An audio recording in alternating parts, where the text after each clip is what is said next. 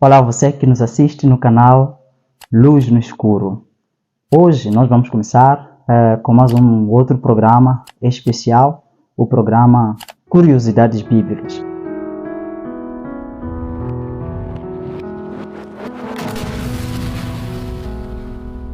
Como você já consegue ver, o nome do canal é Luz no Escuro. Então, curiosidades, estamos a falar de algumas passagens da Bíblia que normalmente parecem ser um pouco obscuras, difíceis de entender, mas nós ajudaremos a trazer luz em torno desses versículos. Então, antes de podermos abordar o tema de hoje, ou o texto que nós vamos lidar com ele hoje, importa que faça aquela recordação de você colocar aí o seu like, o sininho, para que não perca nenhum vídeo de todas as nossas programações aqui. E hoje nós vamos falar a respeito de uma passagem muito intrigante, de um senhor chamado Jefté.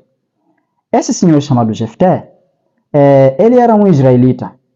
Ele nasceu na terra de Israel, cresceu e depois o pai morreu.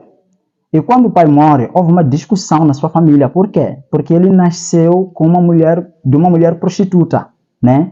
Então, por conta disso, os irmãos legais, legítimos neste caso, então eles fizeram questão de mandar a ele embora de casa para não participar da herança. Ele saiu, foi viver num território chamado Terra de Tob. Então, quando ele ficou lá na Terra de Tob, ele se tornou uma pessoa influente e ele organizou um destacamento militar. Então, com aquele destacamento militar, ele era um homem já poderoso que poderia iniciar alguma guerra, tinha táticas de guerra. Acontece que, dentro desse período, o povo de Israel sofre uma invasão do rei de Amon. Então, quando eles sofrem a invasão do rei de Amon, não havia nenhum poderoso aí na terra de Israel que pudesse lhes tirar daquela situação. E por conta disso, eles recordaram de Jefté, porque já ouviram falar da história, que olha, ele lá se organizou melhor, tem um destacamento, é um homem de guerra. E eles foram pedir, Jefté, estamos a pedir. Nós estamos mal, estamos apertados aqui. Pedimos a sua presença para que venha nos acudir. Então Jefté disse, olha, não são vocês que me mandaram embora? Então como é que vocês me querem hoje? Sim, te queremos exatamente por causa da batalha lá, né? Então ele diz, olha, ok, vamos fazer um trato. Se eu for convosco e lutar e ganhar, eu fico como chefe de vocês. Eles disseram, sem problemas. Aí, contrato fechado. E eles saem, voltam. Jefté era um homem com conhecimentos. Embora ele foi mandado embora do seu território, ele começa a dialogar por meio de cartas com o rei de Amon. E nas cartas ele começa a escrever todo o historial de que, olha, você é rei de Amon, não tem razão. As terras que você está a reclamar ao território de Israel, na verdade não são tuas terras. Ele começa a mostrar toda a história de como é que foi a conquista daqueles locais. Ele mostra que Israel não levou tuas terras. E o rei de Amon não quis ouvir. E aí centra-se o contexto do nosso texto ou da nossa passagem de hoje. Quando nós vamos para o livro de Juízes, capítulo 11, encontramos os contornos da história que se seguiu.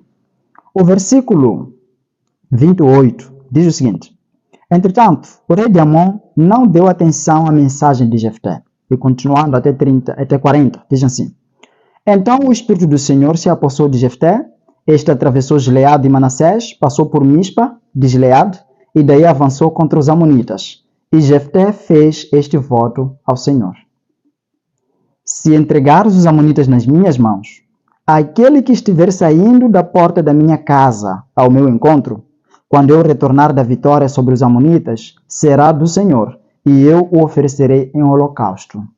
Então Jefté foi combater os Amonitas, e o Senhor os entregou nas suas mãos. Ele conquistou 20 cidades, desde Aroer até as vizinhanças de Minite, chegando a Abel, que era Amim. Assim, os Amonitas foram subjugados pelos israelitas. Aí ele fez o voto, foi lá, combateu e ganhou. Agora veja o que acontece. No versículo 34, quando Jefté chegou à sua casa em Mispa, sua filha saiu ao seu encontro, dançando ao som de tamborins, e ela era filha única. Ele não tinha outro filho ou filha. Quando a viu, rasgou suas vestes e gritou: ah, minha filha, estou angustiado e desesperado por tua causa, pois fiz ao Senhor um voto que não posso quebrar. Meu pai, respondeu ela, sua palavra foi dada ao Senhor, faça comigo o que prometeu.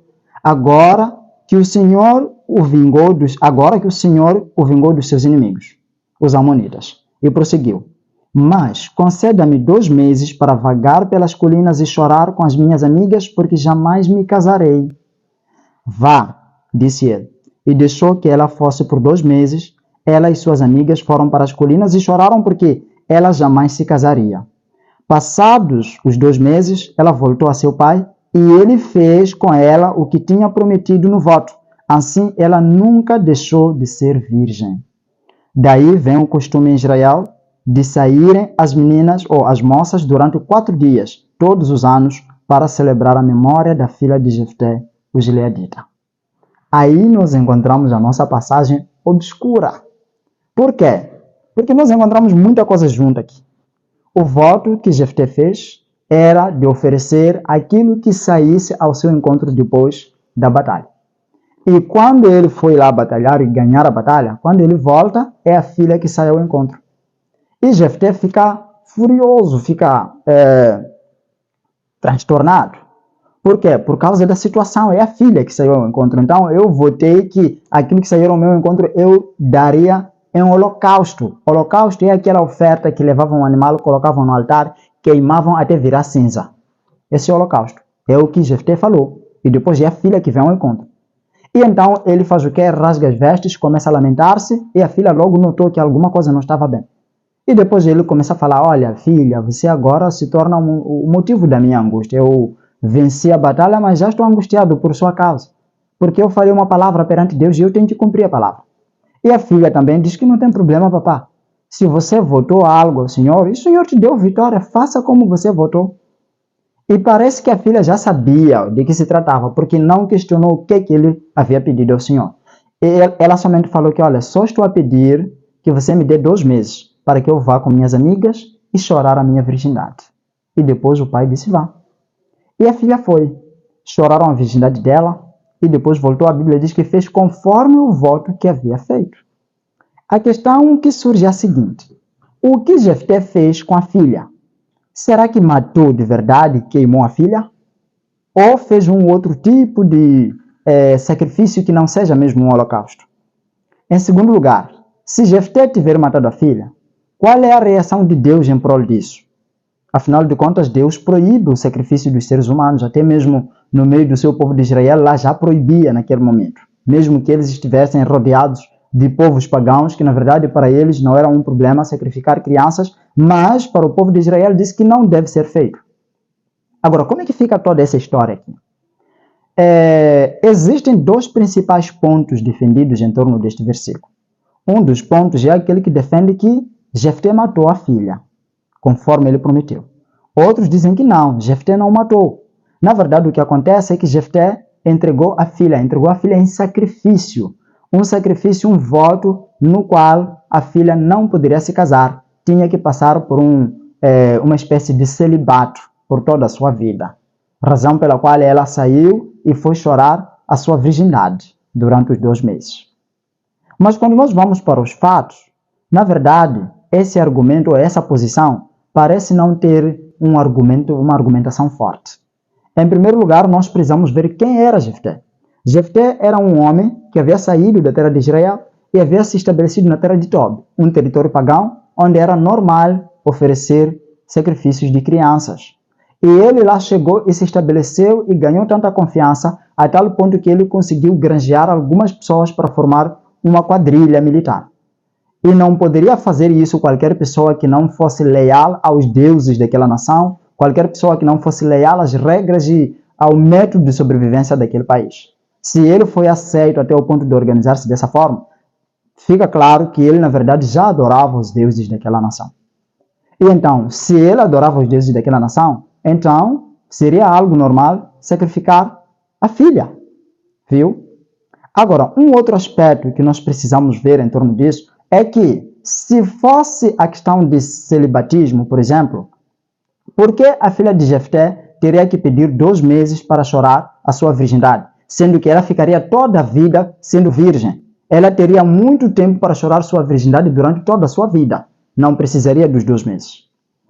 Em terceiro lugar, não temos confirmação ou registro sobre a prática do celibatismo no meio do povo de Israel naquela altura, de celibatismo feminino neste caso, né? Mesmo aqueles que faziam celibatismo masculino, na verdade não era celibatismo, era voto de nazireado, né? Então, mas as mulheres não tinham que passar pelo sistema de celibatismo. Aliás, no povo de Israel, quando uma mulher não nascesse filhos ou não casasse, eles consideravam aquilo como uma maldição da parte de Deus. Viu? Então, tudo indica que a tese de que Jefté teria feito esse sacrifício no sentido de privar a filha de se casar, não tem argumentos fortes. Agora, se não tem argumentos fortes, tudo indica que, na verdade, Jefté ofereceu a sua filha. Tudo indica isso. Primeiro, porque era algo normal. Em segundo lugar, a filha logo entendeu, assim que ele falou de que, olha, você torna-se o motivo da minha angústia, a filha logo entendeu, disse, pai, se você abriu a boca ao Senhor, faça conforme você votou. Por quê?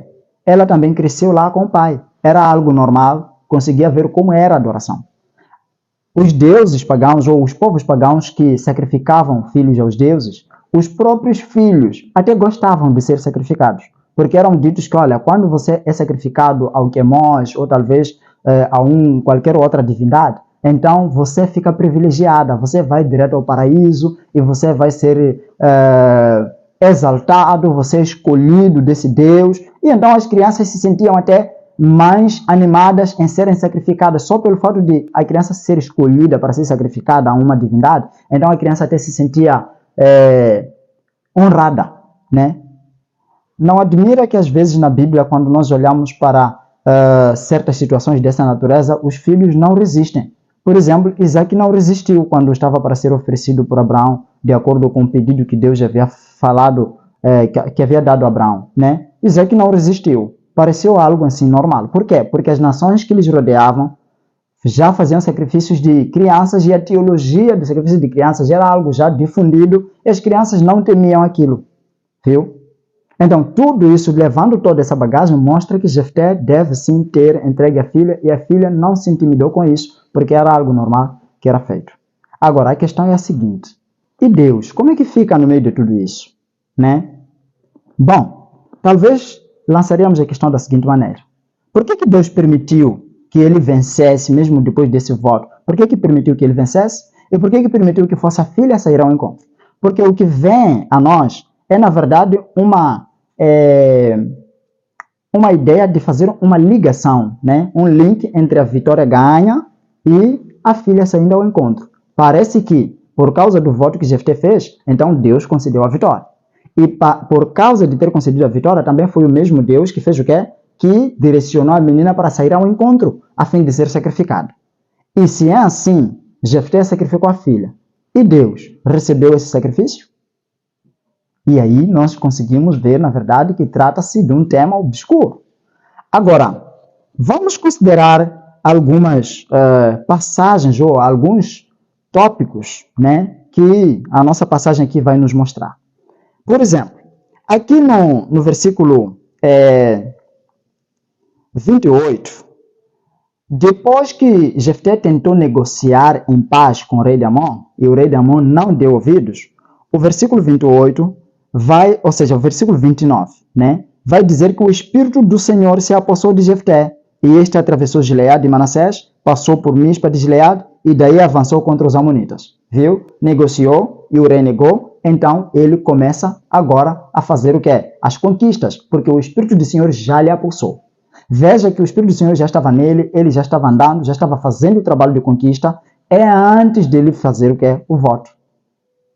E enquanto ele já estava no meio dessas conquistas, é quando ele faz o voto. Por que faz o voto se o Espírito do Senhor já estava ali usando? Simplesmente para garantir a segurança. Porque na antiguidade, muitos povos tinham aquilo de querer se assegurar. De que, olha, para eu ter certeza que, na verdade, eu vou lograr os objetivos que eu pretendo, então eu tenho que ter a segurança de que Deus está comigo. Então, para Deus estar comigo, eu tenho que fazer um voto. Né? Tenho que fazer alguma coisa. A adoração idolátrica naquele momento também tinha essa prática de coagir os deuses. Você pode encontrar no tempo de Elias, quando o povo estava adorando Baal, Elias diz que, olha, vocês não sabem como é que adoram o vosso Deus. Provoquem barulho. E eles provocam barulho e Baal não responde. Depois levam o quê? Navalhas e começam a se ferir no seu corpo para sair sangue, para coagir Baal. Às vezes faziam orgias até na adoração no templo lá, né? Para tentar coagir Baal. Esse era o conceito de adoração dos deuses pagãos.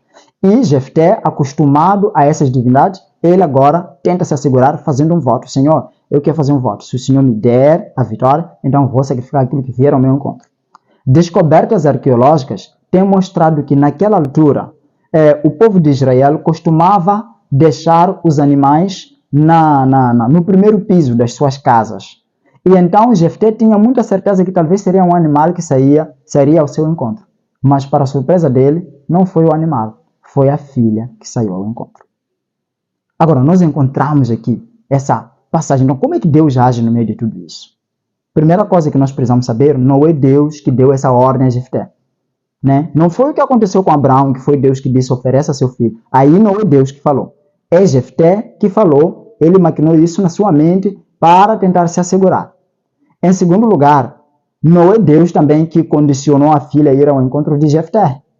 Não é Deus que fez isso. É claro que Deus consegue ver todas as coisas que acontecem, ele poderia impedir qualquer coisa, mas o permissivismo de Deus não pode ser confundido com o seu comando. Viu? Então, a outra coisa que nós precisamos saber é que Jefté, ele tinha autoridade para revogar aquele voto. E a natureza do voto que ele havia feito, na verdade, era um voto que poderia ter uma alternativa. Qual seria a alternativa? Era de levar um animal, sacrificar no lugar da filha. Quando você lê o livro de Êxodo, capítulo 13, vai trazer essas informações. De que havia a possibilidade, ele como pai, podia revogar o voto. Porque o pai tinha autoridade mesmo para revogar o voto que a filha fez, ou o filho fez, ou a esposa fez. Ele como pai podia revogar o voto. Em segundo lugar, ele teria a possibilidade de fazer o quê? De mudar. No lugar de entregar a filha, poderia entregar um animal. Mas ele, acostumado com aquilo que ele já havia vivido na terra de Tob, e também com um zelo por causa da celebração da vitória que ele tinha, achou que seria, na verdade, o cumprimento literal daquilo que ele havia falado. E preferiu entregar a filha. Agora, uma das coisas interessantes ainda mais para complicar a coisa é que a pergunta que se segue é a seguinte: se é assim, por que Deus deu a vitória a Jefté? Viu? Bom, irmão, Deus deu a vitória a Jefté não por causa do voto que ele havia feito. Nós já vimos que Jefté, antes do voto, ele já estava conquistando a nação dos amonitas. Deus deu o voto para Jefté por causa de ver o clamor do seu povo que estava sofrendo. Às vezes nós somos tentados a confundir as coisas. Olha, se Deus não quisesse o que eu estou a fazer, então ele poderia logo interpor-se. Não, nem sempre é assim. Nem tudo que nós fazemos Deus aprova, a tal ponto de nós ainda continuarmos a fazer ou continuarmos a viver, acharmos que é porque Deus gosta do que nós fazemos. Quer um exemplo? Moisés. Um dia ele foi dito por Deus que, olha, o povo está reclamando, quer água. Vai parar na rocha, falar para a rocha tirar água. E Moisés chegou aí, sabe o que fez? Ele falou palavras que demonstravam falta de confiança. E até palavras que, consumado o ato, levavam glória para si mesmo. Porque ele chegou aí e disse, olha, vocês acham que nós vamos tirar a água desta rocha? E depois disso levou a vara, bateu 2 vezes na rocha e a rocha tirou a água para o povo. E aí nós diríamos, olha, então foi bom que ele fez, porque bateu na rocha e a rocha tirou a água. Não, a rocha não tirou água pelo fato de ele ter batido nela. Deus falou, vai parar aí falar. Era só chegar, falar para a rocha, dizer, tira água para o povo, e a rocha tiraria a água. Então, se é assim, por que Deus, então, permitiu que a rocha tirasse a água, enquanto Moisés não fez aquilo que Deus já havia falado? Só por causa da misericórdia que ele teve com o povo. Ele não deixou de resolver a necessidade do povo por causa da loucura de Moisés. Viu? Deus, às vezes, não age de acordo com as nossas loucuras. Ele age em prol daquilo que é melhor para o seu povo. Então, ele concedeu a vitória a quem? A Jefté, porque o povo de Israel estava sendo ameaçado, estava sofrendo. Estava num período de ser escravizado pelo rei de Amon. Ele concedeu a vitória. Mas o resto daquilo que Jefté fez não tem nada a ver com Deus. Fato é que no exemplo que eu dei aqui, depois de Moisés fazer aquele ato dele, Deus deu a água ao povo, mas depois disse, Moisés, vem cá. E ele chega e diz que Moisés, por causa de vocês não terem glorificado o meu nome, fica a saber que você e Arão não vão entrar na terra de Canaã. Agora, quando voltamos para a nossa história aqui, então daria a impressão de que, então, se for assim, Jefté não vai entrar na salvação. Só que para complicar ainda mais, para deixar a coisa mais nublada ainda, é que quando você vai para o livro de Hebreus, capítulo 11, aí você encontra rolado aí muitos heróis da fé. E dentre esses heróis da fé, sabe quem consta lá? Acompanhe comigo. Capítulo 11 de Hebreus, versículos 39 e 40. Todos esses, ou seja, aí não, versículo 32. Que mais direi? Não tenho tempo para falar de Gideão, Baraque, Sansão, Jefté, Davi, Samuel e os profetas. E aí vai mencionando o que essas pessoas fizeram, mostra as virtudes que eles tiveram e também as conquistas que auferiram, assim como aqueles que passaram por ignomínia, né, e sofrimento, mas mesmo assim não desistiram. Agora, algo que nos interessa é Jefté constar aí. Por que Jefté consta aí? Porque aí nós poderíamos esperar que, ok, ele venceu, deu a vitória, mas as contas ficaram por se resolver com Deus. Mas aqui aparece constando no rol dos heróis da fé. Então, o que toda essa história tem a ver? A Bíblia, é interessante que depois de falar do sacrifício que Jefté fez lá, depois não fala mais nada sobre o final, sobre como é que Deus agiu com Jefté, o que aconteceu com a vida dele, só para por aí. Algo que deixa muitas suspeitas e mais levanta tantas inquietações.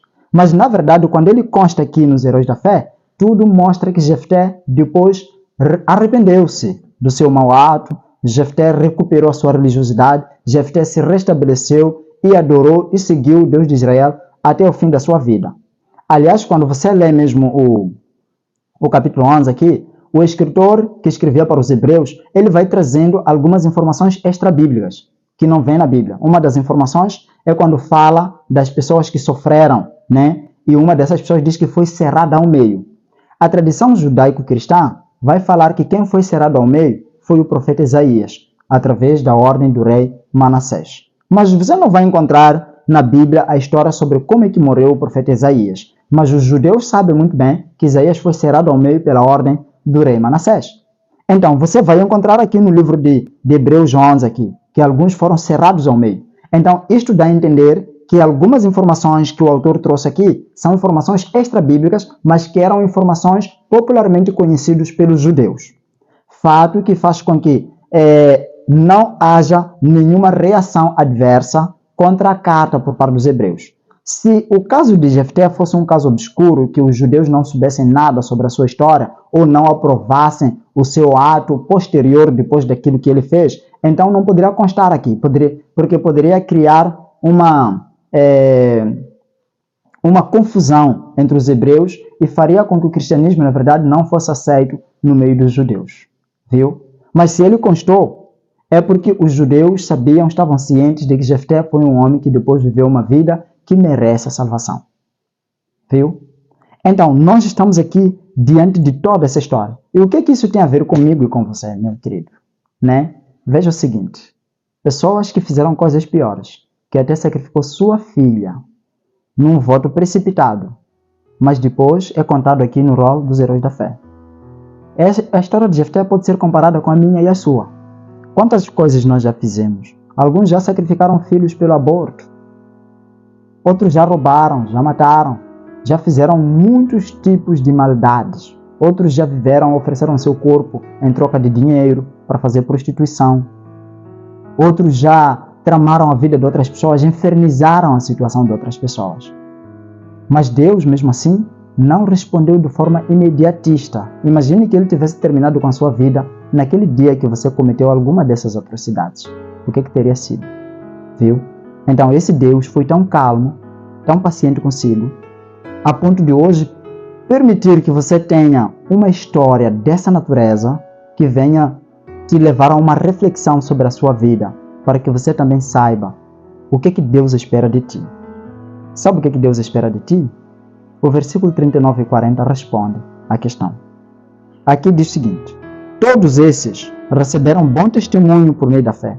No entanto, nenhum deles recebeu o que havia sido prometido. Deus havia planejado algo melhor para nós, para que conosco fossem eles aperfeiçoados. Veja como é que Deus é. Ele não permitiu que eles recebessem a herança, a promessa da vida eterna, a salvação. Ele não permitiu. Ele fez com que eles tivessem vivido sua vida e depois morreram, e todos ainda estão nas sepulturas esperando o dia da glorificação, porque Deus ainda pensava algo melhor para você e para mim. E tendo essa verdade toda desvendada, e tendo essa promessa que Deus dá para nós, de nós também entrarmos dentro dessa esperança, porque o querido telespectador não toma uma decisão hoje de se preparar também para fazer parte desse grupo dos heróis da fé? Tem você esse desejo? Pode orar comigo em prol disso? Vamos orar? Nosso Deus, nosso Pai dos céus, queremos te agradecer pela mensagem que o Senhor nos trouxe neste dia de hoje. Queremos pedir que o Senhor esteja conosco e nos prepare a fim de nós também fazermos parte dos heróis da fé. Te pedimos em nome de Jesus. Amém.